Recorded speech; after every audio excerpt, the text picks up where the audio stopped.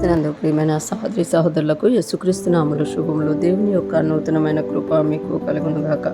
ఈరోజు దేవుడు మనకిచ్చిన మాట రోమీయులకు రాసిన పత్రిక 10వ అధ్యాయం 6-7 వచనాలు.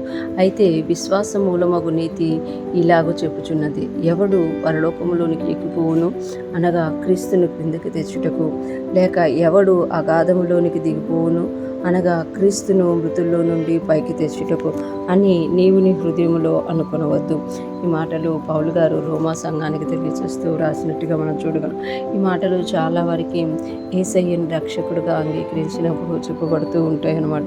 ఇక్కడ మనం చూస్తే ఎవడు అయితే విశ్వాస మూలమగు నీతి ఇలాగ చెప్పుచున్నది అంటే ధర్మశాస్త్రం వల్ల నీతిమంతులుగా అవ్వాలి అనుకున్నప్పుడు ధర్మశాస్త్రం ప్రతి కార్యమును చేసినప్పుడే నీతిమంతుడివి, ఏ ఒక్కటి చేయకపోయినా మళ్ళీ నువ్వు అపరాధివి అని తెలియజేస్తుంది. కానీ క్రీస్తులో విశ్వాసం అలా కాదు అని పౌలు గారు తెలియజేస్తూ, అయితే విశ్వాస మూలమగు నీతి ఇలాగ చెప్పుచున్నది అంటే ధర్మశాస్త్రము ద్వారా ధర్మశాస్త్రంలో ఉన్న ప్రతి క్రియ చేయడం వల్ల మనకు నీతి వస్తుంది. కానీ క్రీస్తులో ఎలాగానంటే క్రీస్తుని విశ్వసించడం వల్ల మనకు నీతి వస్తుంది. కనుక ఎలాగ వస్తుంది అని అంటే అయితే విశ్వాస మూలమగు నీతి ఇలాగ చెప్పుచున్నది, ఎవడు పరలోకములోనికి ఎక్కిపోవును అనగా క్రీస్తుని క్రిందకి తెచ్చుటకు. అంటే ధర్మశాస్త్ర కార్యాలు ధర్మశాస్త్రంలో ఉన్నవన్నీ చేయకుండా ఒక్క క్రీస్తునందు విశ్వాసం ఉంచితే సరిపోతుంది అని పౌలు గారు ప్రకటిస్తుంటే అన్యులు ఆ యొక్క జనాంగము ఎలాగ ఆలోచించాలంటే ఎవడు వెళ్ళిపోతాడు పరలోకంలోకి. ఎందుకంటే యేసయ్య చనిపోయి తండ్రి మృతుల్లో నుండి పునరుద్ధరణై తండ్రి కుడి పార్శ్వమున కూర్చున్నారు, పరలోకంలో ఉన్నారు. కనుక ఇప్పుడు మనం క్రీస్తునందు విశ్వాసం ఉంచాలి అని అంటే పరలోకంలోనికి ఎక్కిపోయి ఆయన యందు విశ్వాసం ఉంచాలా, లేకపోతే ఆయన మృతుల్లో ఉన్నాడు అనుకుంటే క్రిందకి వెళ్ళి అనగా క్రీస్తుని క్రిందకి తెచ్చుటకు, లేక ఎవడు అగాధంలోనికి దిగిపోవును అనగా క్రీస్తును మృతుల్లో నుండి పైకి తెచ్చుటకు అని నీవు నీ హృదయంలో అనుకునవద్దు.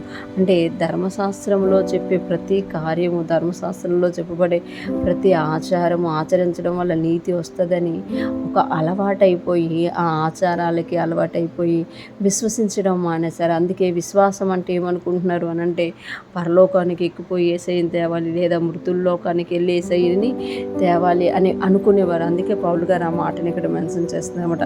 అని నీ హృదయంలో నువ్వు అనుకోవద్దు. అంటే అంత కష్టమైన పని ఏం కాదు, నువ్వు పరలోకానికి వెళ్ళాలి, భూమి కిందకి వెళ్ళాలి అంత పని కాదు అని చెప్తూ కింద వచనాల్లో మనకు చెప్తూ ఉంటామట. నీ హృదయంలో విశ్వసించితే చాలు యేసుక్రీస్తు దేవుడని, యేసుక్రీస్తు నీ కొరకు చనిపోయాడని నీ హృదయంలో విశ్వసించి నీ నోటితో ఒప్పుకుంటే చాలు నువ్వు రక్షణ పొందుతావు అని పౌలు గారు తెలియజేస్తామట. ఈరోజు ఫ్రెష్ మన్నా వింటున్న ప్రతి ఒక్కరు జ్ఞాపకం చేసుకోవాలి. ప్రతి ఒక్కరు కూడా వాక్యాన్ని ఎంతో అంటే విశ్వసించి నమ్మడం వల్ల పొందుకోవాల్సిన దాన్ని ఏదో చేయాలి, ఏదో చేసేయాలి, అంత అంటే ఆకాశం అంత పైకి ఎక్కిపోవాలి లేదా పాతాళం అంత కిందకి దిగిపోవాలి అన్నట్టుగా కఠినంగా చూస్తున్నారేమో. కానీ దేవుడు చెప్తున్నారు కదా, వాక్యము నీ యొద్ద, నీ నోటి యొద్ద, నీ హృదయంలోనే ఉంది. ఆ వాక్యము నీ యొద్ద ఉన్నప్పుడు నువ్వు దాన్ని విశ్వసిస్తే అది రక్షణ కొరకైనా, స్వస్థత కొరకైనా, ఈ లోకంలో ఉన్న ప్రతి అవసరత కొరకైనా, శ్రమ వచ్చినప్పుడు శ్రమలో నుండి తప్పింపబడడానికైనా, లేకపోతే ఎటువంటి పరిస్థితి కూడా నువ్వు వెళ్తున్నా నీ యొద్ద వాక్యం ఉంది. ఆ వాక్యాన్ని ఎప్పుడైతే నువ్వు విశ్వసిస్తావో ఆ వాక్యము నిన్ను నీ యొక్క పరిస్థితుల్లో నుండి విడిపించి నిన్ను దేవుడు ఉంచిన ఒక మంచి స్థలంలోకి తీసుకెళ్తుంది. అటువంటి గొప్ప కృప మనందరికీ కలుగునుగాక.